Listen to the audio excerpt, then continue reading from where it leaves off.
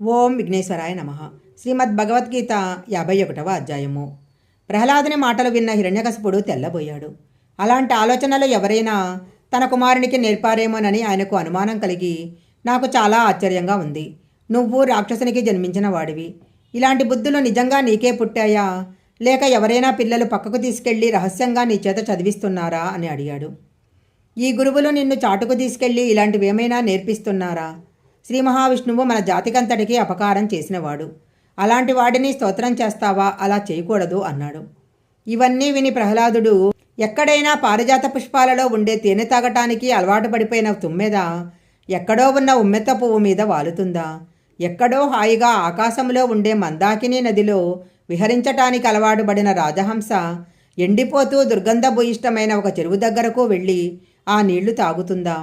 ఎక్కడైనా లేతమామిడి చిగురు తాను తిని కూవంటూ కొయ్యడానికి అలవాటు పడిన కోయిల ప్రయత్నపూర్వకంగా వెళ్ళి అడవి మల్లెలు పూసే చెట్టు మీద వాలుతుందా? పూర్ణమైన చంద్రబింబంలో నుంచి వచ్చే అమృతానికి తాగటానికి అలవాటు పడిన చకోర పక్షి పొగమంచును తాగటానికి ఇష్టపడుతుందా? సర్వకాలాల యందు తామర పువ్వుల వంటి పాదాలు కలిగిన శ్రీమన్నారాయణుని పాదాలను భుజించటం చేత స్రవించే భక్తి తన్మత్వయం అనే మందార మకరంద పానమును తాగి మత్తెక్కి జ్ఞానమగ్నుడై ఉండే నాకు నువ్వు చెప్పే మాటలు ఎలా తలకెక్కుతాయి? నేను ఇతరములైన వాటి మీద దృష్టి ఎలా పెట్టగలను అని అడిగి 1000 మాటలు ఎందుకు? నాకు నువ్వు చెప్పిన లక్షణములు రమ్మంటే వచ్చేవి కాదు అన్నాడు. ప్రహ్లాదుడు అలా అనేసరికి హిరణ్యకశిపుడు ఆశ్చర్యపోయి గురువుల వంక చూసి, మీరు వీడికి పాఠం చెప్పటంలో ఏదో తేడా ఉన్నదని నేను అనుకుంటున్నాను. లేకపోతే నేనెంత చెప్పినా వీడిలా చెప్తున్నాడేంటి? ఈ మాట తీసుకెళ్ళి చాలా జాగ్రత్తగా 1000 కళ్ళతో చూస్తూ ఈ పిల్లవానికి విద్య నేర్పించండి అన్నాడు. చండామార్కులు పిల్లవాడిని తీసుకుని వెళ్ళిపోయారు. వాళ్లకు భయం వేసింది. వాళ్ళు ప్రహ్లాదునితో, నాయనా, మేము నీకు నేర్పినది ఏమిటి? నువ్వు చెప్పినది ఏంటి? మీ నాన్నకు మా మీద అనుమానం కలిగింది. ఇప్పుడు మా ప్రాణాలకు ముప్పు వచ్చేటట్లుంది. కాబట్టి మేమేం చెప్తున్నామో అది జాగ్రత్తగా నేర్చుకో. మాకేం చెప్తున్నావో అది మీ నాన్న దగ్గరికి వెళ్ళి అప్పచెప్పు. ఇంకెప్పుడు నువ్వు ఇలాంటి పలుకులు పలకకూడదు. గురువులమైన మేము ఏం చెప్పామో అది మాత్రమే పలకాలి. అర్థమైందా అన్నారు. అప్పుడు ప్రహ్లాదుడు, అయ్యా చిత్తం, మీరేం చెప్తారో దానిని నేను జాగ్రత్తగా నేర్చుకుంటాను అని చక్కగా నేర్చుకున్నాడు. ఎక్కడ నుంచి ఏది అడిగినా వెంటనే చెప్పేసి చక్కగా వ్యాఖ్యానం చేసేస్తున్నాడు. ఇప్పుడు పిల్లవాడు మారాడని వారు అనుకున్నారు. ఎందుకైనా మంచిదని తల్లి దగ్గర కూర్చొని మాట్లాడటానికి తండ్రి దగ్గర మాట్లాడటానికి తేడా ఉండదని ముందుగా అతని తల్లి దగ్గరకు తీసుకుని వెళ్ళారు. లీలావతి కుమారుని ప్రశ్నించింది. నాయనా, నువ్వు బాగా చదువుకుంటున్నావా? ఏది నువ్వు నేర్చుకున్న ఒక మాట చెప్పు అంది. ధర్మార్థ శాస్త్రాలలో నుంచి కొన్ని మాటలు చెప్పాడు తల్లికి. తన కుమారుడు మారిపోయినందుకు తల్లి చాలా సంతోషించింది. గురువులు కూడా సంతోషించి ప్రహ్లాదుడిని హిరణ్యకశిపుడి దగ్గరకు తీసుకెళ్లారు. హిరణ్యకశిపుడు కుమారుని చూసి, నీ బుద్ధి మారిందా? గురువులు ఏం చెప్తున్నారో అది తెలుసుకుంటున్నావా? గురువులు చెప్పిందే తెలుసుకుంటున్నావా, లేక సొంత బుద్ధితో ఏమైనా నేర్చుకుంటున్నావా అని అడిగాడు. అప్పుడు ప్రహ్లాదుడు, చదివించిరి నన్ను గురువులు, చదివితి ధర్మార్థ ముఖ్య శాస్త్రంబులు. నే చదివినవి గలవు పెక్కులు చదువులలో మర్మమెల్ల చదివితి తండ్రి. గురువులు నన్ను చదివించారు.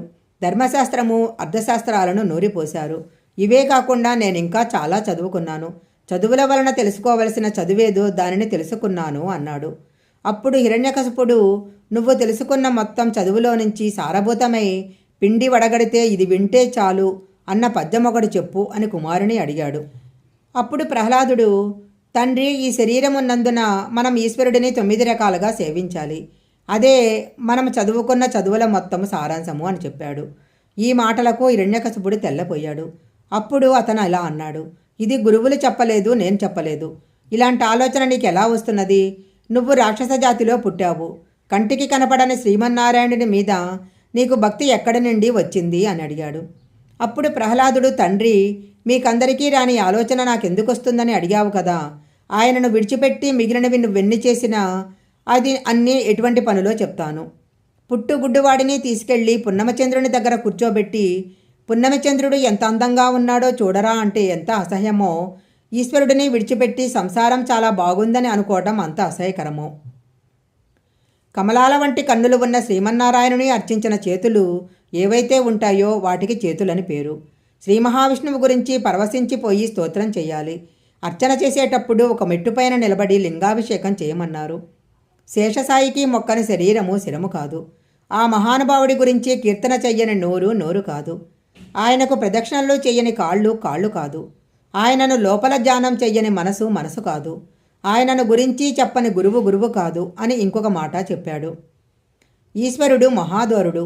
ఆయన నిర్మించిన ఈ శరీరము చాలా గొప్పది. 9 రంధ్రాలు కలిగిన తొలుతిత్తి ఎందు పడి వాయువులు ఆయన శాసనము అయ్యేంత వరకు బయటికి వెళ్ళటానికి వీలు లేదు.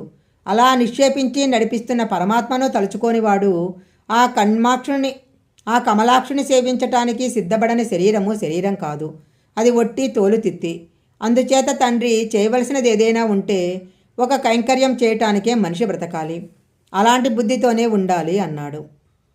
శ్రీమద్ భాగవతము 51వ అధ్యాయము సంపూర్ణము.